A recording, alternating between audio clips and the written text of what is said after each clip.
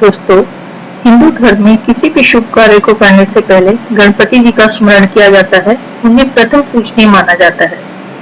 उनकी पूजा करने से न केवल सुख समृद्धि बल्कि ज्ञान की भी प्राप्ति होती है, अपितु जीवन के सभी विघ्नों एवं बाधाओं का नाश होता है। साथ ही जीवन में शुभता का आगमन होता है। कहा जाता है, किसी भी नए काम की शुरुआत यदि गणेश जी के नाम से की जाए तो वह हमेशा सफल होता है। वैसे तो रोजाना ही भगवान गणेश की पूजा की जाती है, लेकिन बुधवार का दिन विशेष रूप से उनकी पूजा के लिए समर्पित होता है। वहीं विशेष फल की प्राप्ति के लिए भाद्रपद माह में गणपति पूजन और भी शुभ माना जाता है। हिंदू धर्म में इस माह को भगवान गणेश के जन्म से जोड़ा गया है। धार्मिक कथाओं के अनुसार भाद्रपद माह के शुक्ल पक्ष की चतुर्थी तिथि पर भगवान गणेश का जन्म हुआ था। हर साल इस तिथि को एक उत्सव की तरह मनाया जाता है, जो 10 दिनों तक चलता है। गणेश चतुर्थी, जिसे विनायक चतुर्थी और गणेश चौथ के नाम से भी जाना जाता है, इस साल 7 सितंबर से शुरू हो गया है, जबकि विसर्जन 17 सितंबर 2024 के दिन किया जाएगा। इस दौरान गणपति जी की पूजा करने से सभी बाधाओं से मुक्ति मिलती है। इस वर्ष इस दिन ब्रह्म योग और चित्रा नक्षत्र के निर्माण से इस तिथि की महत्ता और अधिक बढ़ गई है। इस पर्व को भक्त बेहद धूमधाम और हर्षोल्लास के साथ मनाते हैं। नमस्कार दोस्तों, आप सभी का स्वागत है मेरे YouTube चैनल हिंदी का ज्ञान सागर में। कैसे हैं आप सब? आशा करती हूँ आप सब स्वस्थ, व्यस्त और मस्त होंगे। दोस्तों, सबसे पहले तो आप सभी से क्षमा चाहती हूँ कि गणेश चतुर्थी का वीडियो इतना लेट पब्लिश कर रही हूँ। कुछ जरूरी काम में व्यस्तता की वजह से वीडियो बनाने में समय लग गया। दोस्तों, यूं तो गणेशोत्सव पूरे भारतवर्ष में बहुत हर्षोल्लास के साथ मनाया जाता है, परंतु अगर हम इसके इतिहास देखें तो इस पर्व की उत्पत्ति 17वीं शताब्दी में मराठा साम्राज्य से जुड़ी है। छत्रपति शिवाजी ने इस त्योहार का उपयोग अपने लोगों को एकजुट करने और हिंदू संस्कृति को बढ़ावा देने के लिए किया था। कहा जाता है कि गणेशोत्सव की उत्पत्ति महाराष्ट्र की राजधानी पुणे से हुई थी।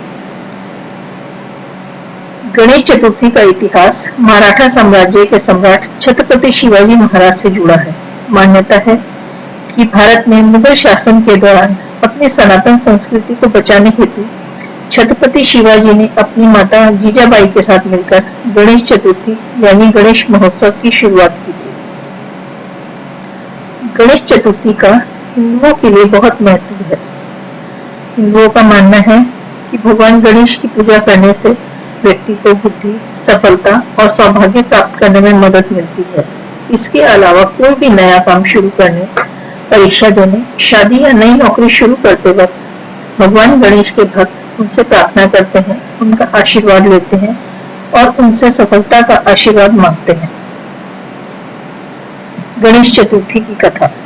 दोस्तों, किसी भी विषय को अच्छे से समझने के लिए अगर उसको किसी कथा या कहानी से जोड़ दिया जाए तो वह जल्दी याद हो जाता है और उसका प्रभाव भी अधिक रहता है। गणेश चतुर्थी का यह पर्व जन जन को याद रहे, इसलिए इस पर्व के साथ बहुत सी कथाएं जुड़ी हुई हैं और बहुत सी कथाएं प्रचलित भी हैं। आइए वीडियो में आगे कुछ इसी तरह की कथाएं और कहानियां सुनते हैं। सबसे पहले मां पार्वती की कहानी सुनते हैं। पौराणिक कथाओं के अनुसार मां पार्वती ने शरीर के मैल से भगवान गणेश की रचना की थी। देवी पार्वती ने स्नान गृह के समक्ष भगवान गणेश को उस स्थान की रखवाली करने के लिए छोड़ दिया था। भगवान शिव इस बात से अनजान थे कि भगवान गणेश कौन है और मां पार्वती के साथ उनका क्या संबंध है। जब वे वहां आए तो एक अजनबी को उस स्थान के बाहर पाकर आश्चर्यचकित हो गए जहां मां पार्वती स्नान कर रही थी। अपनी मां के निर्देशानुसार गणेश जी ने भगवान शिव को उस स्थान में प्रवेश करने की अनुमति नहीं दी, जिससे भगवान शिव क्रोधित हो गए और उन्होंने बाल गणेश का सिर काट दिया। यह देख मां पार्वती दुखी हो गई और भगवान शिव से अपने बेटे को वापस जीवित करने का अनुरोध करने लगे। तब भगवान शिव ने गणेश जी के सर पे एक हाथी का सर लगाया और उन्हें एक नया जीवन दिया। दोस्तों, वैसे तो गणेशोत्सव पूरे भारत में बड़े उत्साह और उमंग के साथ मनाया जाता है, परंतु भारत के कुछ शहरों में इस त्योहार की रौनक अलग ही देखने को मिलती है। यहाँ पर हजारों की संख्या में गणेश पंडाल बनाए जाते हैं और मूर्तियां स्थापित की जाती हैं। पंडालों को फूलों, रोशनी और अन्य सजावटी वस्तुओं से सजाया जाता है। वैसे तो गणेश चतुर्थी का उत्सव पूरे देश में मनाया जाता है, लेकिन महाराष्ट्र, तेलंगाना और कर्नाटक में बहुत ही धूमधाम से मनाया जाता है। मुंबई, पुणे और हैदराबाद जैसे शहरों में लोग अलग-अलग दिन, जैसे कि 1.5 दिन, 3 दिन, 7 दिन या 10 दिन के लिए गणपति बप्पा की मूर्ति की घर पर स्थापना करते हैं, उनकी पूजा अर्चना करते हैं और उनका स्वागत सत्कार करते हैं। दोस्तों, गणपति बप्पा को लोग प्यार से अलग-अलग नामों से बुलाते हैं।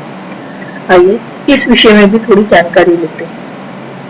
कहते हैं कि भगवान गणेश जी का मस्तक या सिर कटने के पूर्व उनका नाम विनायक था, परंतु जब उनका मस्तक काटा गया और फिर उस पर हाथी का मस्तक लगाया गया तो सभी उन्हें गजानन कहने लगे, और जब उन्हें गणों का प्रमुख बनाया गया तो उन्हें गणपति और गणेश के नाम से पुकारा जाने लगा। यूं तो गणेश जी के अनेक नाम हैं, लेकिन 12 नाम बहुत प्रमुख हैं और वे हैं सुमुख, एकदंत, कपिल, गजकर्णक, लंबोदर, विकट, विघ्ननाश, विनायक, धूमकेतु, गणाध्यक्ष, भालचंद्र और गजानन। माना जाता है कि भगवान गणेश के इन शुभ 12 नामों का नित्य स्मरण करने वाले व्यक्ति को जीवन में किसी भी प्रकार के कष्टों का सामना नहीं करना पड़ता है। गणेश चतुर्थी का त्योहार विभिन्न समुदायों द्वारा बड़े उत्साह के साथ मनाया जाता है और पूरे भारत में हर वर्ग के लोग इस त्योहार में भाग लेते हैं। यह पर्व अपने धार्मिक महत्व के साथ साथ सांस्कृतिक और सामाजिक महत्व भी रखता है, जो एकता की शक्ति और कलात्मक अभिव्यक्ति के लिए एक मंच के रूप में कार्य करता है। दोस्तों, गणपति जी के बारे में इतना जानने के बाद आइए इस पर्व की पूजा विधि भी जानते हैं। वैसे तो भगवान प्रेम और आदर के भक्ति होते हैं। उन्हें अगर हम सच्चे दिल से उनका नाम लें, स्मरण करें तो वह उसी में खुश हो जाते हैं, परंतु अगर हम उसके साथ साथ कुछ नियमों का पालन भी कर लें तो वह सोने पे सुहागा जैसे कार्य करता है। गणेश चतुर्थी के दिन सुबह हमें जल्दी उठना चाहिए, स्नान करके साफ वस्त्र पहनकर अपने दिन की शुरुआत पवित्रता और भक्ति के साथ करनी चाहिए। बप्पा की मूर्ति को लाल या पीले कपड़े में सजी हुई चौकी पर रखकर मूर्ति के आसपास के क्षेत्र को सजाना चाहिए और उसके बाद बप्पा को तिलक करके गणपति मंत्र का उच्चारण करना चाहिए और भगवान को स्वादिष्ट व्यंजनों का भोग लगाकर अंत में भगवान से प्रार्थना करके उनका आशीर्वाद लेना चाहिए। दोस्तों, आप में से बहुत से लोगों के मन में ये विचार आ रहा होगा कि गणेश उत्सव 10 दिन तक क्यों मनाया जाता है। असल में गणेशोत्सव के 10 दिन हमें आध्यात्मिक विकास की ओर ले जाते हैं। इन 10 दिनों में लोग अपने मन और आत्मा को शुद्ध करने के लिए पूजा पाठ, भक्ति और प्रार्थना में मगन रहते हैं। ऐसा माना जाता है कि महर्षि वेदव्यास जी के कहने पर भगवान श्री गणेश ने बिना रुके लगातार 10 दिनों तक अपने दांत को कलम बनाकर महाभारत ग्रंथ की रचना करी। इस दौरान लगातार एक ही स्थान पर लेखन कार्य करने की वजह से उनके शरीर पर धूल और मिट्टी जमा हो गई और तब 10वें दिन गणेश जी ने सरस्वती नदी में स्नान करके अपने शरीर पर जमी धूल और मिट्टी को साफ किया। तब से गणेश उत्सव के 10वें दिन भगवान गणेश की मूर्ति का विसर्जन किया जाता है। एक अन्य मान्यता के अनुसार इन 10 दिनों के दौरान भगवान गणेश पृथ्वी पर भ्रमण करते हैं, जहां उनके भक्त उनका स्वागत करते हैं और उन्हें अपने घर सेवा के लिए आमंत्रित करते हैं।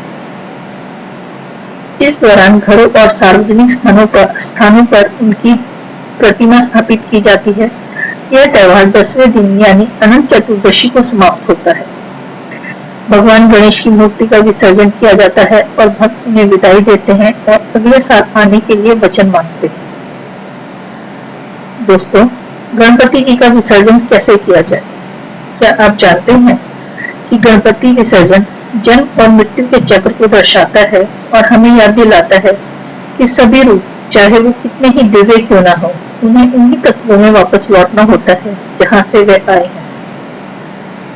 गणेश जी को विदा करने के लिए सुबह सबसे पहले स्नान करके स्वच्छ वस्त्र धारण करने चाहिए और फिर जिस स्थान पर बप्पा विराजमान हो उस जगह की साफ सफाई करके गणेश जी को गंगा जल से स्नान कराने के बाद उन्हें तिलक, पुष्प, फल, मोदक, दूर्वा आदि अर्पित करने चाहिए।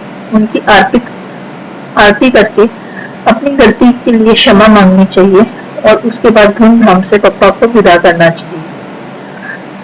बप्पा की मूर्ति का विसर्जन करते हुए हमें कुछ बातों का ध्यान रखना चाहिए, जैसे कि मूर्ति को विसर्जित करते समय ज्यादा गहरे पानी में नहीं उतरना चाहिए।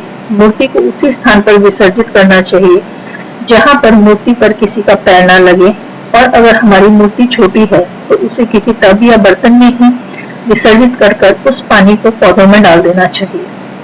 दोस्तों, गणेश चतुर्थी की आप सभी को हार्दिक शुभकामनाएं। भगवान गणेश जीवन की हर परीक्षा में सदैव आपके साथ रहे।